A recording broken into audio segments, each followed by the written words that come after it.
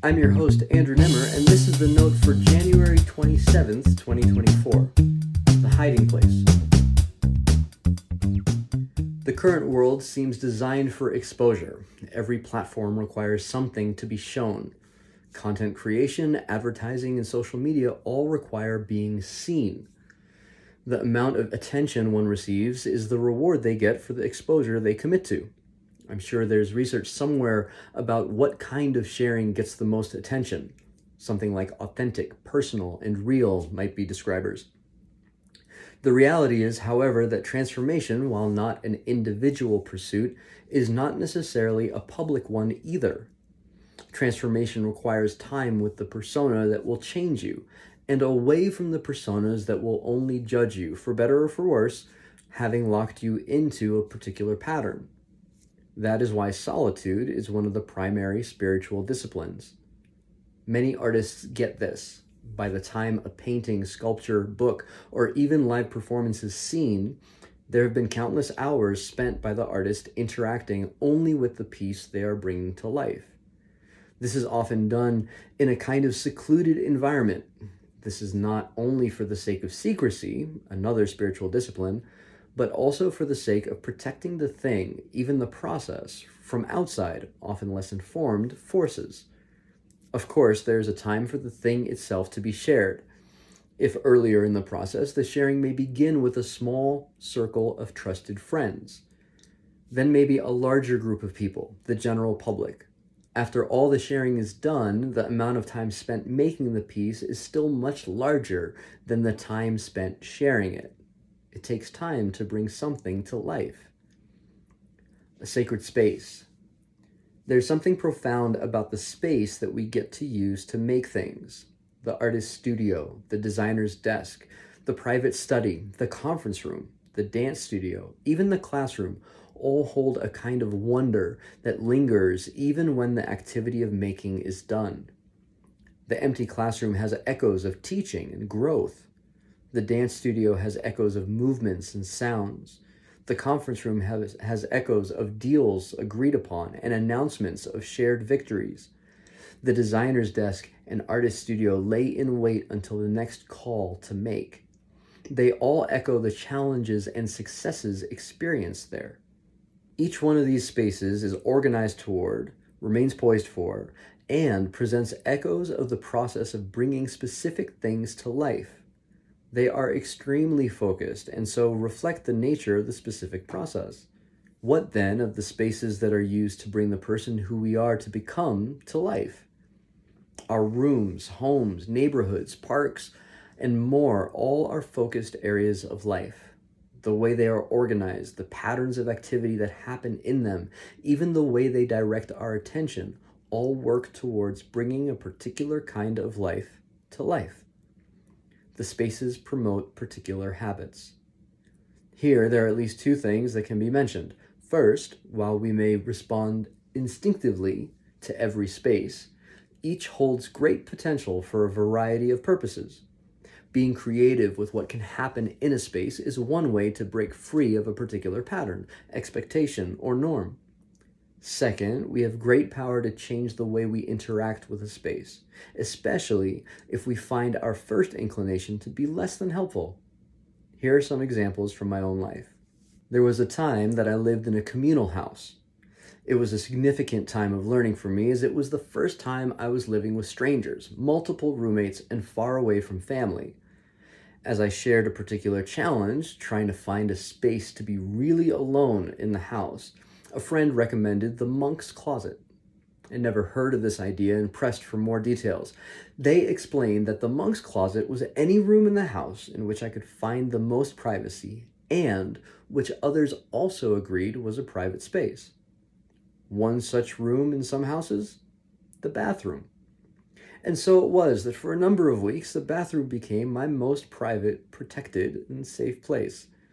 It wasn't my first inclination, but it worked. Another example.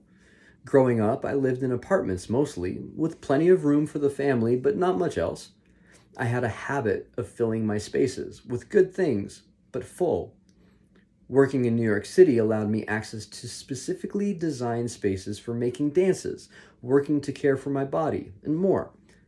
This separateness helped me focus my attention. When I went to the studio, I thought about dancing and little else. When I went to the gym, I thought about all I was doing regarding physical care. At home, I would reflect on these things, but the activity and focused attention happened elsewhere. In my current home, I have a living space that doubles as a place to work out and sometimes even dance. It also has all my books. It has taken me some time to learn to set my attention in that room, turning the room into what I need it to be rather than simply responding to what the room offers, what might first catch my eye. Sometimes a quick rearrangement of a chair, an added towel on the floor, even sitting in a different place in the room can help shift my attention. The act of becoming is a sacred act. As we attentively grow, we touch on the wonder of life, things beyond our knowledge, and the fact that we are brought in to be a part of the process. Any place in which we can be attentive to this becomes a sacred place. Wherever we might be, as we attend to who we are becoming and the process of the people around us, a different sense of, quote, what we are doing may come upon us. This is a sense of the sacred. A place for hiding. But what if we feel overrun by our responsibilities, the multiple inputs we respond to on a daily basis, and the way our spaces may point us towards such things? We need a space for hiding. We're not talking about refueling or escaping the day necessarily, but rather remembering what our default state of being is. A sense of protection, inner strength and growth, fundamental transformation all come in the place of hiding. Sometimes we are comfortable with the timing, feel accomplishment, and ready to hide for a bit. Other times we feel forced, itchy for exposure, and restless in the hiding. One of the keys here is what we bring with us into the hiding place. For followers of Jesus, the hiding place is the place in which we more intentionally spend time with God, if by doing nothing else, by eliminating other distractions. Of course, we may very well carry many things with us into the hiding place. Our general thoughts, specific concerns, celebrations, and dreams may come with us into our hiding place. They're supposed to. This isn't an emptying of the mind experience, but rather a reconciling of the current state of mind with the mind of God. This is not, actually cannot be, a self-directed endeavor, nor is the experience always smooth. As we enter into the hiding place, we are met there by God. However, how we think about God is going to affect how our time hiding goes. Our willingness to prepare, desire to enter, expectation of being met, and general trust in the time will all be shaped by how we think of God.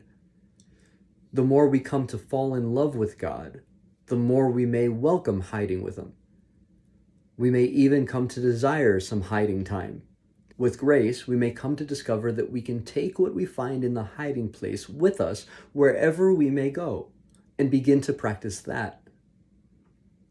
The assumption that we will be transformed by our time in the hiding place is key here. Moving from anxiety to peace, burdened to lightness, hurried to ease, fearful to assured, all can happen. But we have to be willing. Transformation requires honesty. We hide with God so as to be hid from everyone else, those who, whether purposefully or not, act in opposition to what is best for us. We hide from the rest of the world to be completely open with God. We open ourselves to the master craftsman who knows the human heart generally and each of ours specifically with such intimacy that his care is immeasurable, almost unexpected. Some practicality. One of the oddities of the spiritual life is that it functions in abstractions. God is larger and often more than our limited natures can fathom, so we land in abstraction. But this is not the reality. The reality is that God has everything to do with the material world, as well as the spiritual, is tactile, and matters for the lives we are living right now. If God is an abstraction, sitting with God is an abstract idea. If God is real, then sitting with God is real, a thing that we can do at a particular time that changes everything that comes after it, and sometimes before it too. However, this reality can only be experienced by trying it. Some practicality might be of interest if you are interested in experimenting with a hiding place. What the hiding place looks like is different for different people. For me, rooms that don't carry a sense of immediate responsibility, that don't trigger action, are great hiding rooms. Rooms that remind me of my humanness, like the bathroom, wherever laundry happens, also help. Sometimes finding a nice nook or sitting or laying on the floor instead of a chair is enough to shift my mode. I have found hiding in nature to be a wonderful experience too.